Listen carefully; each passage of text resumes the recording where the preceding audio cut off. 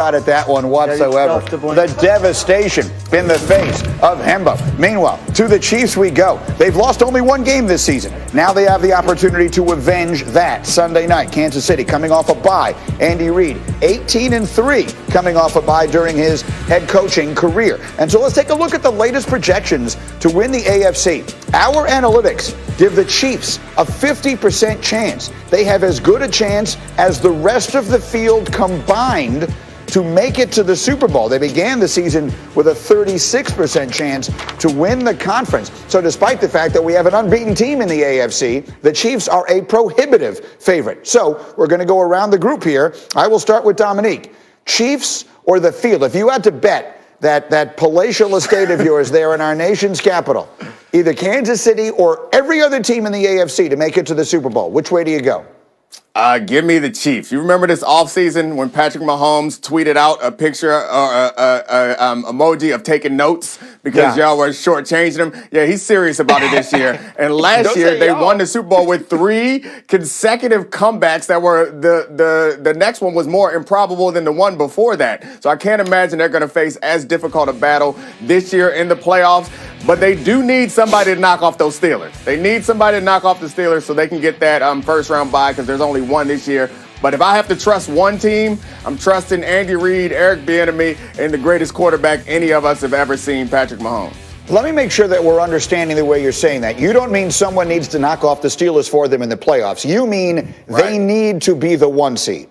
Right. The Steelers right now are undefeated. The Chiefs only have 1 loss. And right now the Steelers have the inside track on that 1 seed. This year with 7 playoff teams, only 1 team has the bye. Last year, the Chiefs got really fortunate because the Miami Dolphins knocked off the Patriots, which allowed the Chiefs to jump up into that 2nd seed and get the first round bye. I think the Dolphins won the first round of the playoffs for the Chiefs last year, and they might need some help, somebody helping them do it again this season. Yes, each of the last 14 teams to make the Super Bowl, both on each side since 2013, had a bye. Now, that's going to be harder to do now because only 1 team gets them instead of 2. RC, same question to you. Chiefs or the field in the AFC? You know, I'm taking the Chiefs. Chiefs have remained at the top of my rankings because I think that they're the best team. At the beginning of the season, they were the best team, and nothing says that they can't actually just turn it on whenever they want to, and they've only lost 1 game this season. When Pac wrote Me Against the World, when he was leaning on the wall, he was leaning on the wall because he knew he was the man. That's the same way Patrick Mahomes leaning on the wall right now. You heard Dominique say he was taking notes. By the way, I wasn't one of those people who doubted him in the offseason. I know that he's the best player in ball, and he plays like it. Whenever he's called upon, he's able to make the plays to win football games, and that's how you become champions. And so when it gets down to the crunch time, when it gets down to critical moments of this season, Patrick Mahomes has been there. He's seen it. Andy Reid has gotten over that hump, and I expect the Chiefs to be in the Super Bowl again this year because they started the season that good. They're playing that good right now, and other than a loss to the Raiders, which was a great game, I believe the Chiefs have shown day in, day out, week in, week out that they're the best team in football. Quickly, before I come to Graz, did I miss a meeting? Who was doubting Patrick Mahomes? Yeah, right? I would hear every single day. You were, Mike. You were. No. You were. You did it. You were hating on him in the offseason. It was you, and he sent out a tweet of him taking notes, and it happened, and now you fired him up, and you got an angry one. Yeah, it was the top 100. Patrick He wasn't number 1. Mahomes. It was the top 100, Greeny. Nothing has been further from the case. He was going to name the MVP award after him last week. That's exactly right. I have already said they should rename the MVP award the Patrick Mahomes Award and just give it to the next most valuable person. If he can send out any emoji he wants.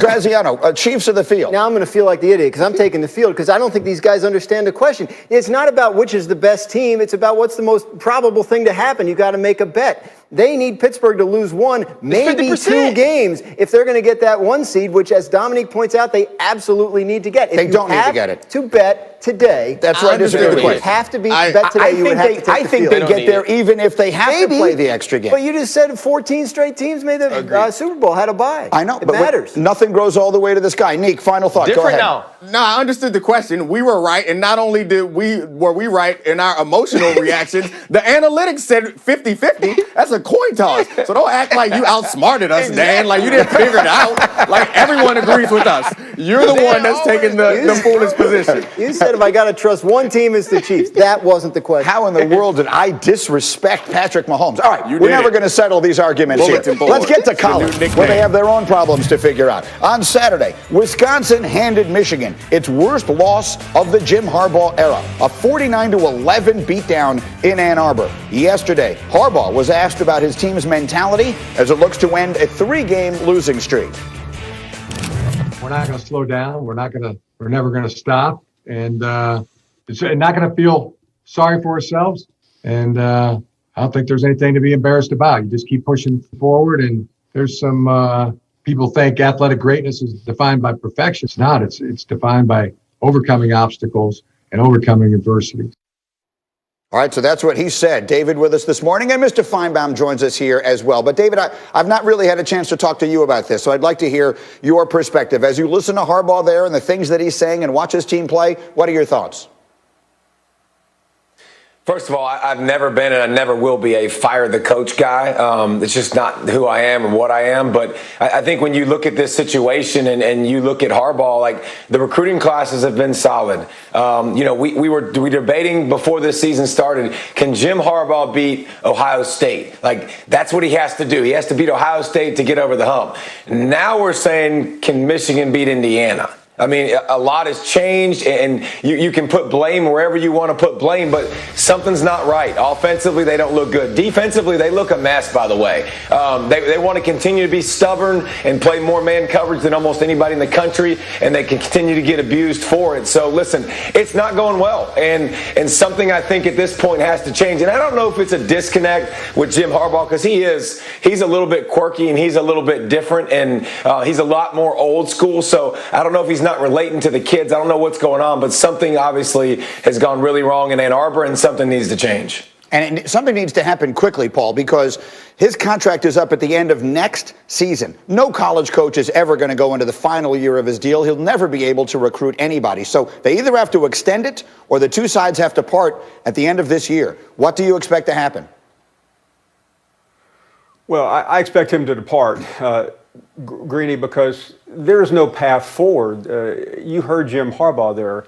Not only is he an average coach, he's delusional. That makes no sense whatsoever, what he said. That team is getting embarrassed every single week. They're being humiliated. This program is a laughingstock, a punchline. And for Jim Harbaugh to come forward and say such ridiculous and idiotic statements, to me, defies imagination. And it shows why he's having so much trouble. There is a disconnect. There's a disconnect between Jim Harbaugh and reality. Go ahead, David. Well, maybe he should just come on and say, hey, you know what, I suck and my team sucks and we should just quit the season. I mean, it's also, you don't do that either. You got to find some kind of way, and you got to keep showing up until they make a change or until they do something. He is in a tough spot. You're right, Greeny. Put him in last year. There's not very many coaches in college football that get to the second to last year of their contract, and they talked about an extension, and then, no, we're not going to do the extension, and, the pandemic happened, and it's a mess. And obviously there's just not, I don't know how you answer those questions, because it's not in his control now. All he can do is try to do the best he can do. It's a tough spot, man, until changes are made. And so if changes are made, Paul, if your projection is right, and I agree with you, where does he go? Does he go to the NFL? Is there an NFL team out there that hires him as a head coach? Well, I'm sure you could look to your left or right and pick up the New York Post from today, and there's another article about Jim Harbaugh and the Jets. I'm a couple of thousand miles away, Greeny, so I'll leave it to you. But I think Jim Harbaugh's agent needs to get on the phone and beg, borrow, and steal a job in the NFL, because that really is his only path or route out. And then, David, here's what I keep Greeny, do you want him for the Jets? Greeny, would you want him at the Jets? I mean, I have for